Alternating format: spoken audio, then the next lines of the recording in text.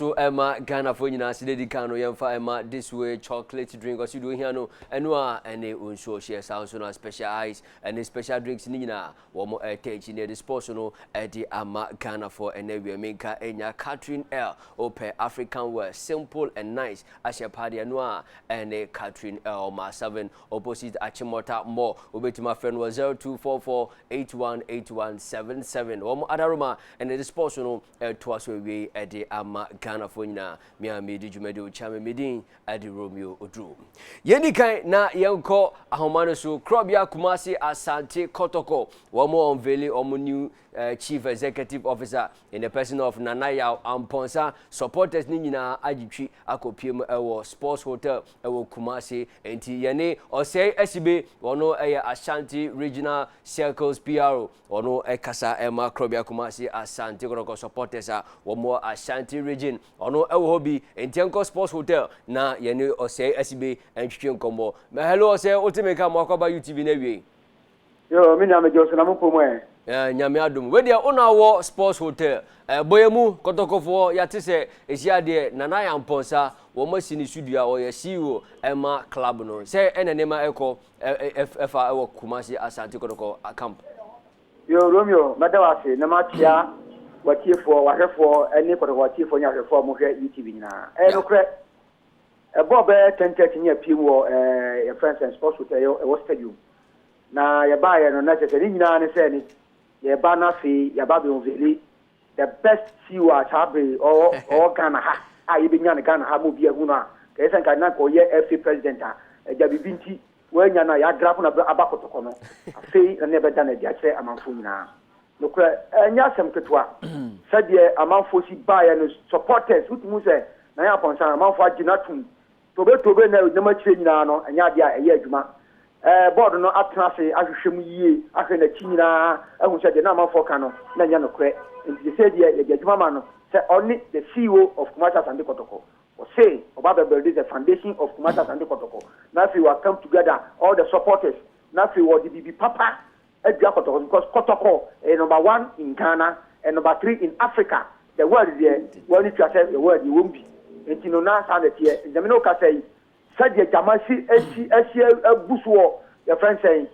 Sports Hotel on mata enya asemketwa na asem ade na no na ka say Sports Hotel but if you Sports Hotel na chiwa na prosakwa michei na sorry da no na sabri ye nyina yegu ho a asori yakopon hira kasiye no nsuo kasiye no watogu yeso atogu na Amponsah so amana kasa kama sisi amno kasa die edu bra ye bisa nsembisa no mu no enuguso awoyi am dia babontia sabe me ne mo kasa yi na sa de tie na Amponsah de now oye the CEO of Kumasi Asante Kotoko omo free omo komenhia na fi omo akọ ofikesiem na ni ofikesiem nkira so ye dia gudu so ansa na opie ba ya man office a wo de be na dwuma nsa na tie so far so good Kumasi Asante Kotoko ukuma pembeba apem koye no apem so aba Ose yenim se His Majesty Otumfo said to Otukoko so wajiatum board no so ajiatum supporters majiatum wo kasa no se wo ba build Kotoko apart from no yenim se Kotoko fans there the munyina mo hwen se Africa ebekoye menim wasi studio se obeboa ama this time amoko Africa no enema afa no ntoma paifra no kre wajiatum because before so be fa mandate na be fa mantel no e won suye ene niema e no be kan sana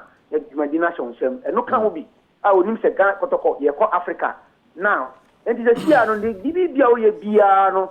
towards the development of Kumasi Asante Kotoko, and the future of Kumasi Asante Kotoko. And a Panya Kotoko Befaso, Ajeli. I'm telling you, that some from Kikate, Kotoko na, Yamobo Ghana, and I name yes, Lubiano, Tamania Mobo Ghana, normalization committee terminal. The two group stage, and where the one we do for us. It's an Amponsah Banade. Because according to the statistics and Nemamuno, let's just say, we're full administrator. On what comes to Korea, Boche, Ghana,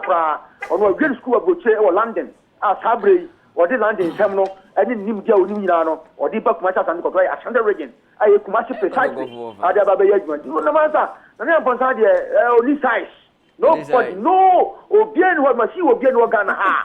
or Amponsah, as at now. Wabanso dilachi na ya bona baso mana ya juma ya bon kidom kase pa mate oze dasi me pere besa ba ne watching komo Kotoko supporters me check you na mo pipe ma no na enko yi ma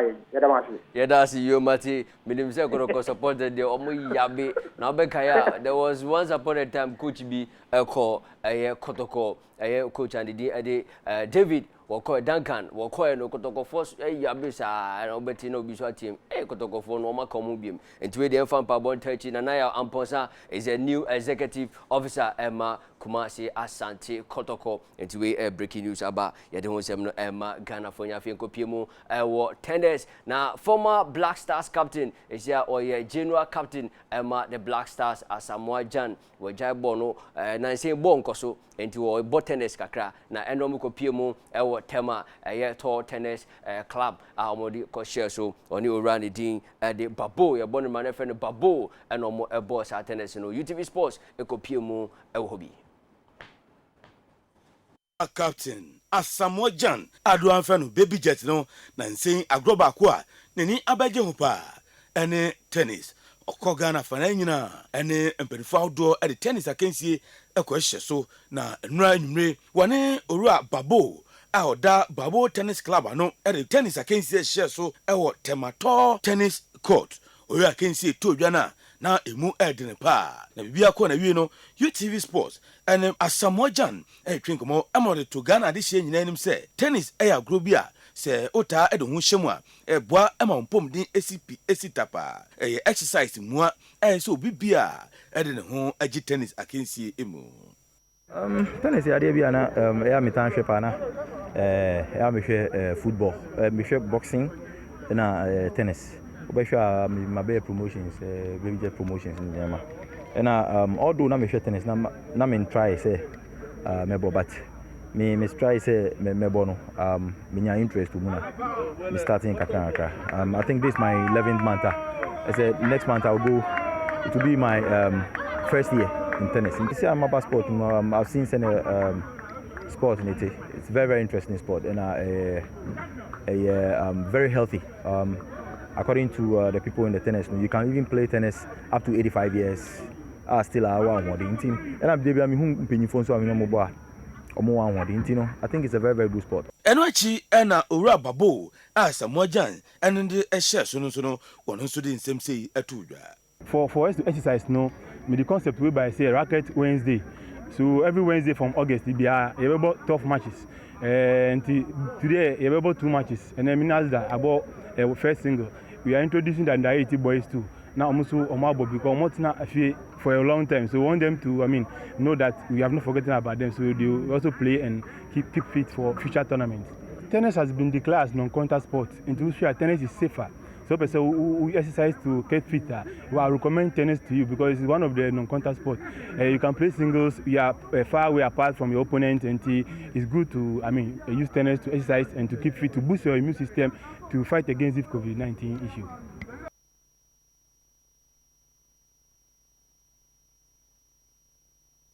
Okay, free tennis now you copy more Europe transfer news.